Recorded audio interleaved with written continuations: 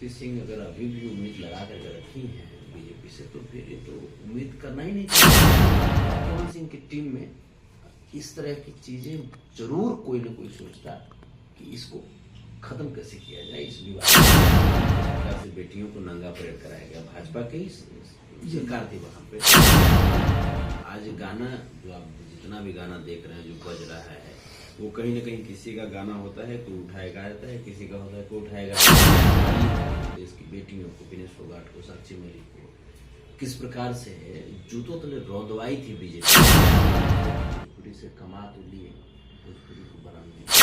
इन दिनों देखा होगा कि Bhojpuri superstar power star Pawan Singh और उनके पत्नी ज्योति सिंह और अक्षरा सिंह का विवाद इन दिनों चरम सीमा पे है। लगातार बयानबाजी हो रही है, लगातार कॉल रिकॉर्डिंग वायरल किया जा रहा है, लगातार एक दूसरे पे टिप्पणी किया जा रहा है। अभी हमारे साथ बात करने के लिए संतोष रेणु यादव हैं, जो एक गायक के साथ साथ देख सकते हैं किस तरह से समाज सेवा करते हैं और किस तरह से हर जगह आपको एक्टिव नजर आते हैं। पहले सर स्वागत है, कैसे हैं आप? जी, आप पहले एक भोजपुरी गायक भी हैं, शुरुआती दौर की बात किया जाए गायक हैं, उसके बाद ही आप नेता हैं या समाज सेवक हैं। तो ये बता दीजिए कि ये जो भोजपुरी में चल रहा है इसको कैसे देखते हैं, कहाँ तक ये सारी चीजें सही हैं? देखिए, भोजपुरी में हम तो यही चाहेंगे कि भोजपुरी की फिल्में नेशनल अवार्ड तक पहुंचे, भोजपुरी की फिल्में ऑस्कर तक पहुंचे।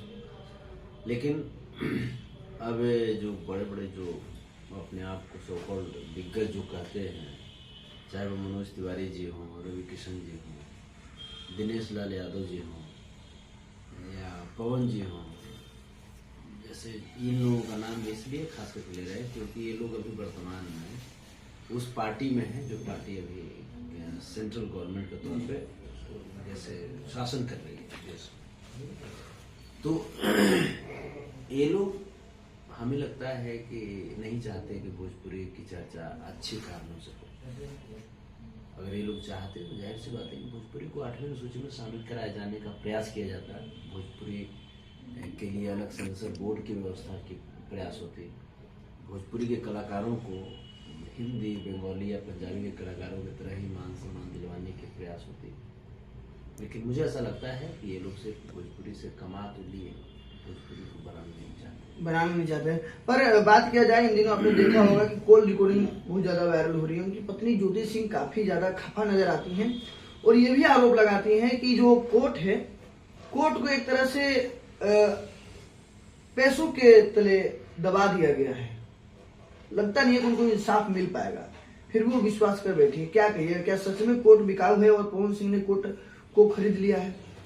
देखिए, तो देश के न्यायालय के लिए बहुत ही चुनौती भरी बात है कि देश की बेटी, अगर देश की आधी आबादी के मन में अगर इस तरह की भावना उत्पन्न हुई है तो बहुत ही चिंतन का विषय है। हालांकि न्यायालय पर हम सबको भरोसा होता है, भरोसा सबको होता है, पर कहीं ना कहीं उनकी जो आपत्ति है, अगर आप सुने हो तो आपको पता होगा, वो आपत्ति जताती है कि कोर्ट से उनको उम्मीदें खत्म हो गई हैं, तभी जाके वो सारी चीजें अब मीडिया में पब्लिक के सामने रखने स्टार्ट की है। नहीं, उम्मीद कभी खत्म नहीं करनी चाहिए। आप देश की आधी आबादी हैं। इस देश ने रानी लक्ष्मीबाई पैदा किया, इस देश ने लता मंगेशकर पैदा किया, इस देश ने इंदिरा गांधी पैदा किया, राबड़ी देवी पैदा किया। तो उम्मीदें खत्म नहीं करना है। उम्मीद को अपने हिम्मत के साथ कायम रखिए। आपने एक प्रतिक्रिया देखा होगा कि ज्योति सिंह ने कह दिया था कि अक्षरा सिंह 3 महीने की प्रेग्नेंट है। आपको क्या लगता है कि ये कहना सही था, या उनको वो आजादी है कि अपनी चीजों को अब रखना स्टार्ट करे?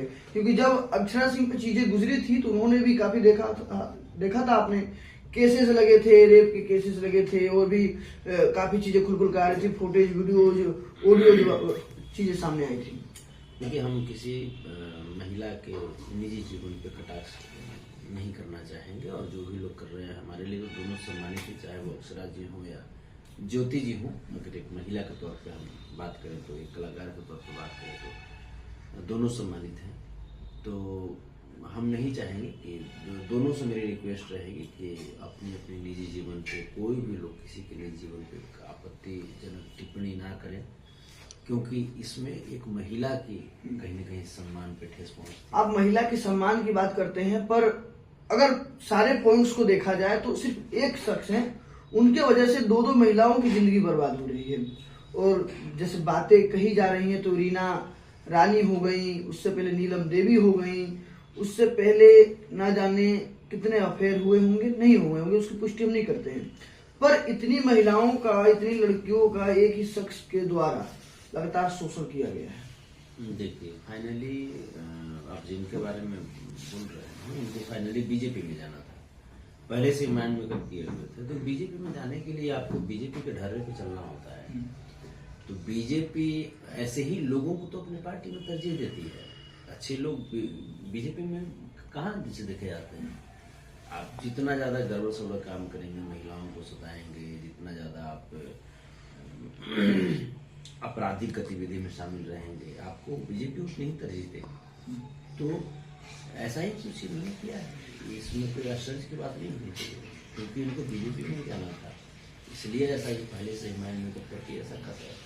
अच्छा, उनका ये भी आरोप है कि बीजेपी अगर ऐसे लोगों को टिकट देती है तो वो अपना नारा बंद कर दे कि बेटी पढ़ाओ बेटी बचाओ। वो तो नारा कब का बंद कर दिए हैं बीजेपी वाले। बीजेपी वाले तो नरेंद्र मोदी जी का टंग स्लिप हुआ या क्या हुआ, उन्होंने तो कह दिया था कि बेटी बचाओ बेटी पढ़ाओ। नरेंद्र मोदी जी एक मंच से बोल दिए थे। उसके बाद जिस प्रकार से उनके शासन काल में आपने देखा होगा मणिपुर में किस प्रकार से बेटियों को नंगा परेड कराया गया, भाजपा की सरकार थी वहां पे। आप दिल्ली नई पार्लियामेंट का जो बिल्डिंग था उसके इनॉग्रेशन के दिन देश के सम्मानित खिलाड़ियों को, देश की बेटियों को, विनेश फोगाट को, साक्षी मलिक को किस प्रकार से जूतों तले रौंदवाई थी बीजेपी। तो ये तो अगर ज्योति सिंह अगर अभी भी उम्मीद लगा कर रखी है बीजेपी से, तो फिर ये तो उम्मीद करना ही नहीं चाहिए। उम्मीद नहीं करना। अच्छा, आपको नहीं लगता, आप एक भोजपुरी के कलाकार हैं, जो चीजें सामने आ रही है, लगातार सामने आ रही है, भोजपुरी इंडस्ट्री जितने अपने गानों, फिल्मों और अपने एक्टर और एक्ट्रेस को लेकर चर्चा में नहीं रहते, उतने किसी पर्सनल व्यक्ति के विवाद को लेकर इन दिनों पूरी दुनिया भर में चर्चा में रहते हैं। नहीं, ये तो बात सही आप बोले, लेकिन इसमें है क्या कि जो छोटे छोटे भाई हैं, छोटे छोटे भाइयों को जब आप ड्यूटी दे देंगे ना तो वो अपने काम में लग जाएंगे। लेकिन छोटे छोटे भाइयों की मेहनत को आप छीन लेते हैं, उनका क्रेडिट आप ले लेते हैं। मेहनत वो करें। आज गाना जो आप जितना भी गाना देख रहे हैं जो बज रहा है, वो कहीं ना कहीं किसी का गाना होता है तो उठाया गाता है, किसी का होता है तो उठाया गाता है। मेहनत छोटे छोटे भाइयों का होता है, क्रेडिट लेकर के बड़े कलाकार लेकर चले जाते हैं। तो ऐसा ये आज नहीं हुआ है, ये मनोज तिवारी जी, रवि किशन जी, ये सब लोग ऐसा ही करके यहाँ तक पहुंचे। तो ये जब तक बंद नहीं होगा, छोटे कलाकारों को हमको काम देना होगा, वहां पे जाति पाति नहीं देखना होगा। जो भी कलाकार है उनको काम दीजिए, उनके टैलेंट को देखिए, उनके टैलेंट को सराहिए। वरना आज हमें लगता है कि अगर पवन सिंह जी और खेसारी लाल यादव जी अगर इंडस्ट्री से अगर अपने आप को अलग कर लें तो भोजपुरी फिल्म इंडस्ट्री खत्म हो जाएगी। फिल्म इंडस्ट्री रहेगी बट फिल्म इंडस्ट्री खत्म हो जाएगी। तो हम अपने उन छोटे छोटे भाइयों को, जैसे प्रमोद प्रेमी जी हो गए, रितेश पांडे जी हो गए, कल्लू जी हो गए, समर सिंह हो गए, टुनटुन यादव हो गए, अंकुश राजा हो गए, आपके, तो ये जो है इन लोगों को हम कहाँ तक हाथ पकड़ के से आगे बढ़ा रहे हैं, कहाँ तक हम बोल रहे हैं कि हाँ भाई चलो हम फिल्म कर रहे हैं, इसमें चलो तुम भी आ जाओ, हम भाई फिल्म कर रहे हैं इसमें तुम भी आ जाओ। ऐसे ही करके जब तक कि सीनियर लोग पहल नहीं करेंगे तब तक छोटे छोटे भाई को कौन फिर इसे मौका देगा, फिर कोई मौका नहीं देगा। तो इंडस्ट्री यहाँ पे बर्बादी के कगार पे सीनियर लोगों की वजह से हुई है। अच्छा, जिस तरह से चीजें जो इस तरह से भोजपुरी इंडस्ट्री की जो चीजें हैं, पति पत्नी और वो का विवाद, पति पत्नी और वो का जो विवाद है इन दिनों चर्चा में बन गया है, इसके लिए क्या कहिएगा, ऑडियंस से क्या कहिएगा कि चीजें कैसे देखे कैसे न देखे, और खासकर ज्योति सिंह से क्या कहिएगा? देखिए, कहीं ना कहीं हमारे जो बच्चे हैं वो वही सीखेंगे जो हम करते हैं, या हम भी वही सीखे हैं जो हमारे सीनियर्स किए हैं। तो पति पत्नी और वो का जो विवाद है ये तो स्टार्ट मनोज तिवारी जी से आप देख लीजिए। मनोज तिवारी जी की तलाक हुई, उस समय सोशल मीडिया नहीं था, सोशल मीडिया नहीं था तो इतना हाइप इससे मैटर नहीं पकड़ा। उसके बाद जैसे तलाक हुई, उदित नारायण जी की तलाक हुई उनकी पत्नी के साथ, तलाक हुई थी, उदित नारायण जी और रंजना जी, ऐसा कुछ नाम था उनका, रंजना झा ऐसा कुछ नाम था उनका, जिनकी तलाक हुई। जो कि उदित नारायण जी भी बिहार से हैं और बॉलीवुड में बहुत बड़े कद रखते हैं गायकी में, और भोजपुरी भी उन्होंने गाया है अच्छा खासा। अब ये सब हुआ। मनोज तिवारी जी कहाँ से सीखे? नरेंद्र मोदी जी को देख लीजिए, पति पत्नी में क्या है। तो वही जो सीनियर्स जो करते हैं उसी नक्शे कदम पे है, उनके जो चाहने वाले जो हैं, जो उनको आदर्श मानते हैं, वो लोग भी उसी नक्शे कदम पे चल रहे हैं। और मनोज तिवारी जी जो किए तो पवन सिंह जी उसी रास्ते पे चलती है।